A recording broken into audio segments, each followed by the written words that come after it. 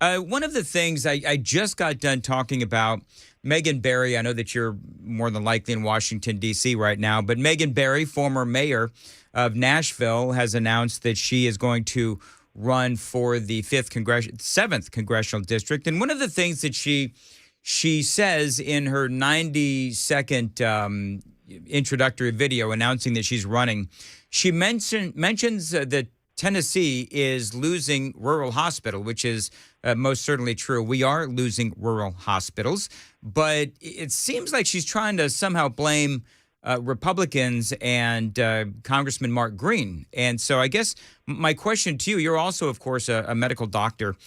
Talk about what is going on with rural hospitals. This is not unique to Tennessee, although we, I believe, are one of the leaders across the country in losing rural hospitals, but it is happening in states all across America. But Democrats and Megan Barry apparently trying to blame Republicans somehow. What's going on with this? Well, that's what Democrats do when things aren't going their way. But you're right. I practiced medicine in Tennessee for 18 years prior to coming to Congress, and I worked in a rural hospital, so I saw firsthand what the challenges were, and things changed a lot with Obamacare. It created a gap for a lot of people. If you were making up to $50,000 as a family, you qualified for TennCare. Which was good. So low income and very low income people are covered. But there was a group in the middle, I guess what you call the middle or lower middle class, that make between 60 and 100,000. If their employers didn't offer health insurance, it was hard to find any kind of affordable health care. And so we've been working for healthcare associations, insurance across state lines, et cetera, to help that small group try to get insurance. But when I was in practice, the TennCare, which would be kind of the Medicare in our state, had very low reimbursement. Medicare reimbursement has also been very low over the years, and then private insurance based their reimbursement on Medicare Plus. And so hospital expenses have gone up over the years like everything else, just like in your home, inflation has taken its toll. Also, we've seen a workforce shortage where physicians are not coming to rural areas. There's a nursing shortage across the country.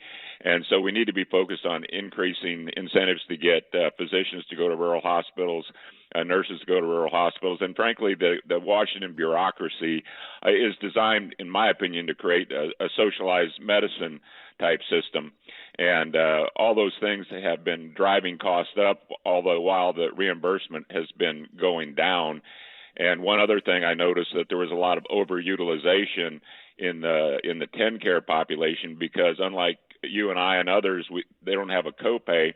And so it didn't really matter whether you used an emergency room, which is obviously more expensive, or go to a doctor's office or walk-in clinic, because if you don't have to pay anything and things are free, you tend to not worry as much about what the cost of it is. And so, like, if I saw a TennCare patient, I get reimbursed some 30-some cents on the dollar. Medicare may be 60-some cents on the dollar, and a private insurer would be like 120% of Medicare, so 70 cents on the dollar. And so increasing the number of TennCare or Medicaid in the state does not increase the profits. It actually creates more of a challenge. Yeah, when Megan Barry, former Mayor Megan Barry, threw that out as a little, 4 or 5 second talking point in this 90-second video, it just sounded to me like a cheap shot that had absolutely no real basis in fact. I mean, just listening to your answer, it is incredibly complicated. But to sit here and blame Mark Green, Congressman Mark Green, who, in my opinion, is doing a great job, to say that, he is out there fighting against rural hospitals is just ridiculous. Anyway, other things that are going on. Thank you for your perspective on that. Among the headlines today, Congressman Scott DesJarlais, the president says he is part of the headlines this morning, willing to make significant compromises on the border in exchange for Ukraine funding. I think Israel funding might be in there as well.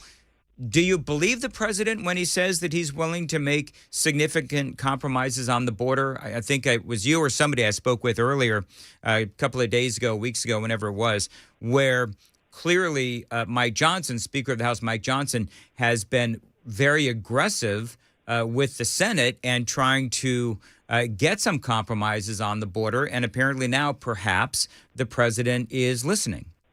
Yeah, well, I think you and I did talk about this, and the president wanted more funding, but he wanted it for more attorneys for asylum seeker adjudication and housing for illegals. It was to make things more comfortable and more expedient to get people here illegally. And of course, Republicans know that the southern border is probably the biggest existential threat to America that we face right now, with 6 to 8 million people coming here illegally. We don't know who they are, and the terror threat is high.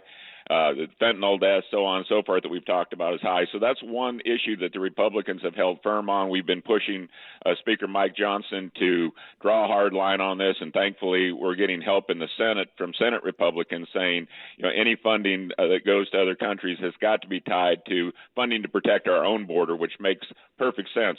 I'm happy to look at what we need to do to help our friends and allies around the world, but we've got to save ourselves first. And I think right now, Senate Democrats and President Biden realize that we're not willing to budge on this, and I hope we don't, because it's critical that we get this border secure.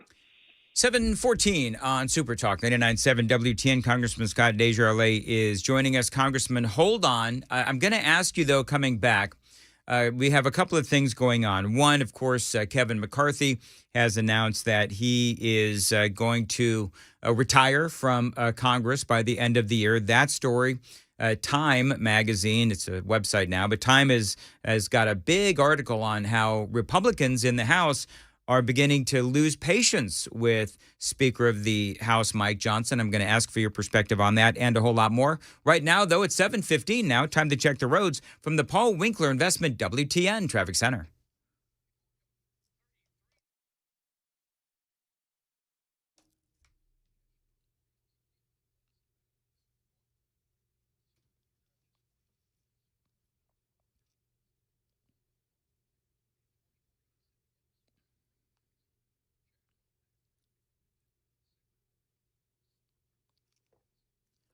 Thank you very much. Partly sunny today, high of 60, and right now 32 degrees at Super Talk 99.7 and WTN. Congressman Scott DesJarlais, let's talk a little bit about, you mentioned Speaker Mike Johnson a few moments ago. I see some are reporting, now realize I will openly acknowledge that the media, if there's not enough dysfunction in Washington, D.C., sometimes they like to try and create more dysfunction. So Time is reporting, I think this was a story from this morning, that rank and file Republicans were beginning to lose faith and lose patience in their new Speaker, Mike Johnson. I don't know if that's true or not, so I'm going to ask you, what's your perspective? Well, I think he's got an impossible task, as did Kevin McCarthy, or whether it was Steve Scalise or Jim Jordan as Speaker, because it's 1 against 4. Mitch McConnell is helpful sometimes. Schumer is never helpful. Hakeem Jeffries is awful, and Joe Biden is awful. So, it's literally a 4 against 1 situation.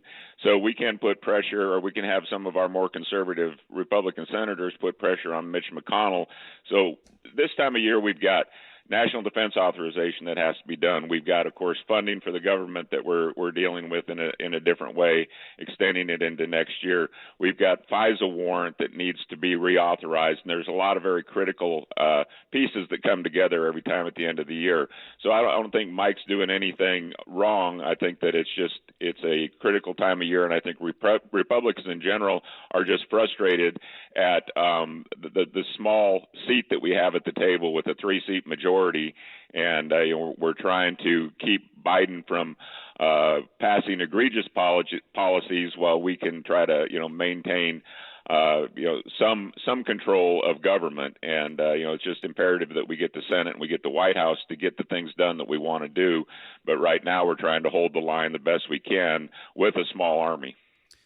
Santos is out. Kevin McCarthy announcing that he's going to retire by the end of the year. Don't really know when that special election in California will actually happen. So how does the retirement of Kevin McCarthy, to me, it feels like he's being a little petulant, like, okay, fine, take this. But on the other side, I also understand that he can make a heck of a lot more money working for the lobbyists and so forth. But what's going to be the legislative impact on Kevin McCarthy deciding to retire at year's end when you are in the midst of all of these discussions and votes that you just mentioned? Yeah, it makes it more difficult. It's a reliably Republican seat. Problem is, I think Gavin Newsom in California kind of gets to call the shot on when the special election will be. So we're going to be even more shorthanded. And, it would be nice to have had Kevin through July. But again, here we have a 2 or 3 seat majority, and we have factions within the Republican Party that can't seem to stay together and stick together as a team on even minor things. So I guess we're going to continue just to try to block Senate and White House initiatives as we continue our investigations, and try to do the best we can to message on the border, on the economy, on we had a great bill yesterday on electric vehicles, giving American people the choice rather than having this technology crammed down our throats. So we need to continue to do things like that going into 24 to show how Republicans can do a better job than what this administration's been doing. And I think that bar's been set pretty low, but it is more difficult with the slimmer majority. I know the car manufacturers are asking the Biden administration to ease back on that because they've got a bunch of these EVs sitting on the lots. People don't want them. You mentioned Foreign Intelligence Surveillance Act that is supposed to expire by the end of the year. Christopher Wray, I played all the audio yesterday, or a lot of the audio yesterday, talking about the scary stuff that is coming across our southern border and the terrorist threats that we face at home and abroad. And I think part of what he's trying to do, and I'm not discounting anything that Christopher Wray said, but I think part of what he's doing is he's trying to justify the re-upping of Section 702 and the Foreign Intelligence Surveillance Act, talking about how important it is to combat all the things that he was warning us about. And I guess part of my question is, okay, so if this ultimately is approved yet again, this is probably one of the most controversial things you guys are, you lawmakers are discussing. We know that Americans have been wrapped up in some of this spying on, some of these targeted foreigners outside of America. Where do you stand on this right now as this conversation continues? Yeah, this is a really frustrating issue because it's fool me once, shame on me. But they basically admitted that they abused the process. There was corruption within the FBI and DOJ. They abused the FISA warrants. We know they did it. And yes, I do think it's important that it's in place, but it has to have guardrails. And frankly, I think there has to be accountability. Christopher Wray saying, "Oh, we fixed those problems. Just trust us. Just reauthorize this. We'll do it right." Well, they're admitting that they did it wrong. And so why isn't James Comey or others who were responsible for abusing it held accountable and prosecuted? I think Americans would feel better about trusting the FBI and DOJ if somebody would be held responsible. And there's no doubt that our terror threat is high, basically because of this president's horrendous border policy and the turmoil that's going on around the world. So we need to have this, but we also need to have assurances. The Intel Committee has a version that passed almost unanimously. The Judiciary Committee has a version of FISA reform that came out yesterday with a 35-2 vote, including Jerry Nadler and other Democrats. So there's true bipartisan concern about the abuses within this, and we haven't decided exactly which one of those we're going to go with. I believe we're going to vote on both of them next week. I think the Senate's trying to attach the extension to the defense authorization, which is the wrong way to do it. I hope we can avoid that, but I think a clean FISA extension, if that happens, it better be very brief until we can get it right, whether it's 3 to 4 months.